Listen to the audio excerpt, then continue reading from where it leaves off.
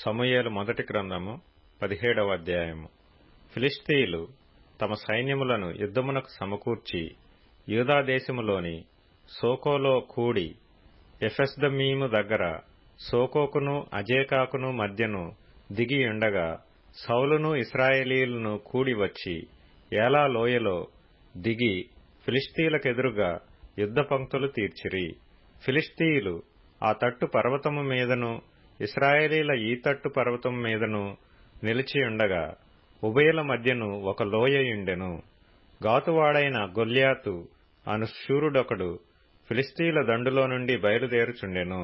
అతడు 6 మూళ్ల జేనడు ఎత్తు మనిషి. అతని తలమీద రాగి శిరస్త్రాణముండెను. అతడు యుద్ధ కవచము ధరించియుండెను. ఆ కవచము 5,000 తులముల రాగి ఎత్తు కలది. మరియు అతని కాళ్లకు రాగి కవచమును అతని భుజముల మధ్యను రాగి బల్లెమొకటి ఇండెను. అతని ఈటె కర్ర నేతగాని దోణి అంత పెద్దది. మరియు అతని ఈటె కొన 600 తులముల ఇనుము ఎత్తు కలది. ఒకడు డాలును మోయిచు అతని ముందర పోవుచుండెను. అతడు నిలిచి ఇశ్రాయేలీల దండువారిని పిలిచి, యుద్ధ పంక్తులు తీర్చుటకై మీరెందుకు బయలుదేరి వచ్చితిరి? నేను ఫిలిష్తీయుడను కానా? మీరు సౌలు దాసులు కారా? మీ పక్షముగా ఒకనిని ఏర్పరచుకొని అతని నా యొద్దకు పంపుడి. అతడు నాతో పోట్లాడి నన్ను చంపగలిగిన ఎడల మేము మీకు దాసులమగుదుము. నేనతని జయించి చంపిన ఎడల మీరు మాకు దాసులై మాకు దాస్యము చేయుదురు. ఈ దినమున నేను ఇశ్రాయేలీల సైన్యములను తిరస్కరించుచున్నాను. ఒకని నియమించిన ఎడల వాడును నేనును పోట్లాడుదుమని ఆ ఫిలిష్తీయుడు చెప్పుచూ వచ్చెను. సౌలును ఇశ్రాయేలీలందరూ ఆ ఫిలిష్తీయుని మాటలు వినినప్పుడు బహు భీతులైరి. దావీదు యూదా బెత్లెహేము వాడగు ఎఫ్రాతీయుడైన యెషయి అనువాని కుమారుడు. యెషయికి 8 కుమారులుండిరి. అతడు సౌలు కాలమందు జనులలో ముసలివాడై ఉండెను. అయితే యెషయి యొక్క 3 పెద్ద కుమారులు యుద్ధమునకు సౌలు వెంటను పోయియుండిరి. యుద్ధమునకు పోయిన అతని 3 కుమారుల పేర్లు ఏవనగా, జ్యేష్ఠుడు ఏలీయాబు, రెండవవాడు అబీనాదాబు, మూడవవాడు షమ్మా. దావీదు కనిష్ఠుడు.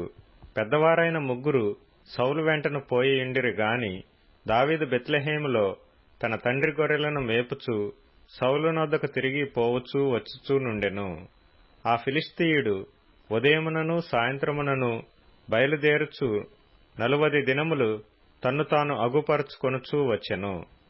యెషయి తన కుమారుడైన దావీదును పిలిచి, నీ సహోదరుల కొరకు వేయించిన ఈ గోధుమలలో 1 తూమెడును ఈ 10 రొట్టెలను తీసుకొని దండులోనున్న నీ సహోదరుల దగ్గరకు త్వరగా పొమ్ము.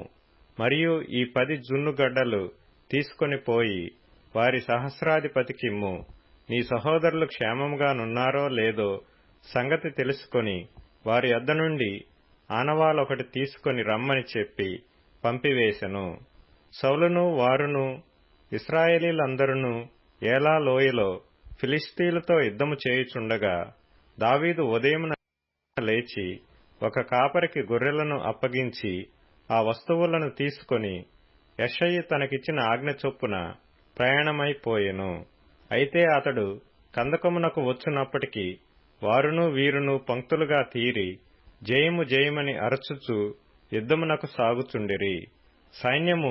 సైన్యమునకు ఎదురై ఇశ్రాయేలీయులను ఫిలిష్తీయులను యుద్ధ సన్నద్ధులై బయలుదేరుచుండిరి. దావీదు తాను తెచ్చిన వస్తువులను సామాగ్రిని కనిపెట్టు వాని వశము చేసి పరుగెత్తిపోయి సైన్యములో చొచ్చి కుశల ప్రశ్నలు తన సహోదరులనడిగెను. అతడు వారితో మాట్లాడుచుండగా గాతు ఫిలిష్తీయుడైన గొల్యాతు అను శూరుడు ఫిలిష్తీయుల సైన్యములో నుండి వచ్చి పై చెప్పిన మాటల చొప్పున పలుకగా దావీదు వినెను. ఇశ్రాయేలీలందరూ ఆ మనిషిని చూచి మిక్కిలి భయపడి వాని ఎదుటి నుండి పారిపోగా, ఇశ్రాయేలీలలో ఒకడు, వచ్చుచున్న ఆ మనిషిని చూచితిరే, నిజముగా ఇశ్రాయేలీలను తిరస్కరించుటకై వాడు బయలుదేరుచున్నాడు. వానిని చంపిన వానికి రాజు బహుగా ఐశ్వర్యము కలుగచేసి తన కుమార్తెనిచ్చి పెండ్లి చేసి వాని తండ్రి ఇంటి వారిని ఇశ్రాయేలీలలో స్వతంత్రులుగా చేయుననగా దావీదు జీవము గల దేవుని సైన్యములను తిరస్కరించుటకు ఈ సున్నతి లేని ఫిలిష్తీయుడు ఎంతటివాడు? వాని చంపి ఇశ్రాయేలీల నుండి ఈ నింద తొలగించిన వానికి బహుమతి ఏమని తన యొద్ద నిలిచిన వారి నడుగగా, జనులు వాని చంపిన వానికి ఇట్లిట్లు చేయబడునని అతనికుత్తరమిచ్చిరి. అతడు వారితో మాట్లాడునది అతని పెద్దన్నయ్యగు ఏలీయాబునకు వినపడగా, ఏలీయాబునకు దావీదు మీద కోపము వచ్చి అతనితో, నీవిక్కడికెందుకు వచ్చితివి? అరణ్యములోని ఆ చిన్న గొర్రె మందను ఎవరి వశము చేసితివి? నీ గర్వమును నీ హృదయపు చెడుతనమును నేనెరుగుదును. యుద్ధము చూచుటకే గదా నీవు వచ్చితివనెను. అందుకు దావీదు, నేనేమి చేసితిని? మాట మాత్రము పలికితినని చెప్పి అతని యొద్ద నుండి తొలగి తిరిగి మరొకని ఆ ప్రకారమే అడుగగా, జనులు వానికి అదే ప్రకారము ప్రత్యుత్తరమిచ్చిరి. దావీదు చెప్పిన మాటలు నలుగురికిని తెలియగా జనులు ఆ సంగతి సౌలుతో తెలియచెప్పిరి. గనుక అతడు దావీదును పిలువనంపెను. ఈ ఫిలిష్తీయుని బట్టి ఎవరి మనసును కృంగ నిమిత్తము లేదు. మీ దాసుడనైన నేను వానితో పోట్లాడుదునని దావీదు సౌలుతో అనగా, సౌలు, ఈ ఫిలిష్తీయుని ఎదుర్కొని వానితో పోట్లాడుటకు నీకు బలము చాలదు. నీవు బాలుడవు. వాడు బాల్యము నుండి యుద్ధాభ్యాసము చేసిన వాడని దావీదుతో అనెను. అందుకు దావీదు సౌలుతో ఇట్లనెను, మీ దాసుడనైన నేను నా తండ్రి యొక్క గొర్రెలను కాయిచుండ సింహమును ఎలుగుబంటియును వచ్చి మందలో నుండి ఒక గొర్రెపిల్లను ఎత్తుకొని పోవుచుండగా నేను దానిని తరిమి చంపి దాని నోటి నుండి ఆ గొర్రెను విడిపించితిని.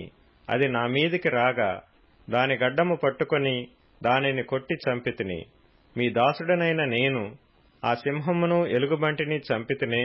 జీవము గల దేవుని సైన్యములను తిరస్కరించిన ఈ సున్నతి లేని ఫిలిష్తీయుడు వాటిలో ఒకదాని వలె అగుననియు, సింహము యొక్క బలము నుండియు ఎలుగుబంటి యొక్క బలము నుండియు నన్ను రక్షించిన యెహోవా ఈ ఫిలిష్తీయుని చేతిలో నుండి కూడాను నన్ను విడిపించుననియు చెప్పెను.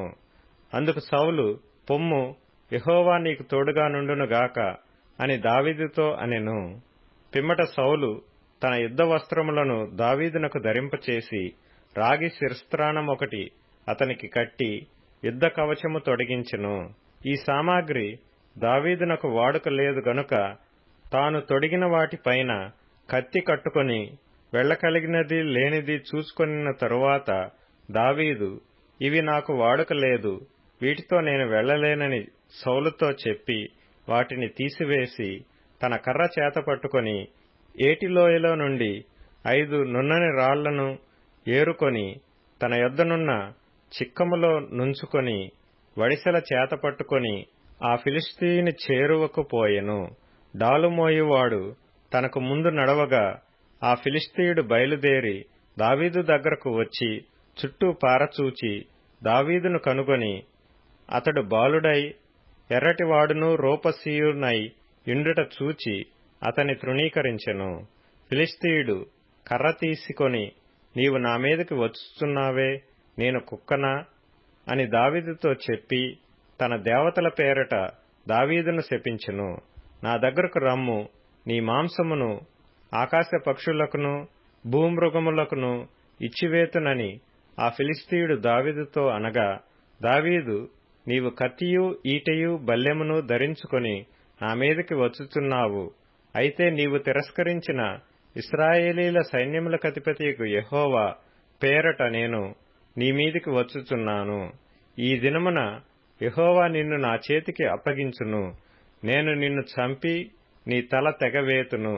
ఇశ్రాయేలీలలో దేవుడున్నాడని లోక నివాసులందరూ తెలుసుకొనున్నట్లు నేను ఈ దినమున ఫిలిష్తీయుల యొక్క కళేబరములను ఆకాశ పక్షులకును భూమృగములకును ఇత్తును.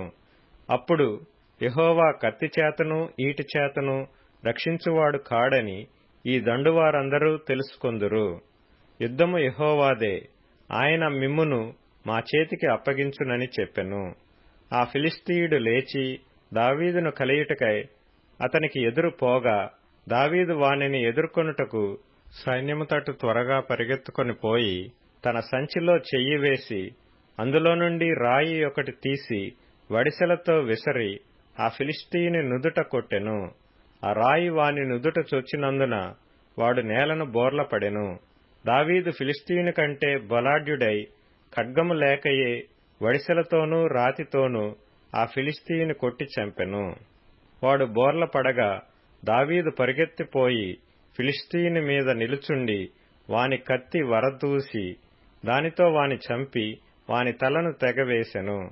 ఫిలిష్తీయులు తమ శూరుడు చచ్చుట చూచి పారిపోయిరి. అప్పుడు ఇశ్రాయేలు వారును యూదావారును లేచి జయము జయమని అరచుచు లోయ వరకును షరాయిము ఎక్రోను వరకును ఫిలిష్తీయులను తరుమగా ఫిలిష్తీయులు హతులై షరాయిము ఎక్రోను మార్గమున గాతు ఎక్రోను అను పట్టణముల వరకు కూలిరి. అప్పుడు ఇశ్రాయేలీయులు ఫిలిష్తీయులను తరుముట మాని తిరిగి వచ్చి వారి డేరాలను దోచుకొనిరి.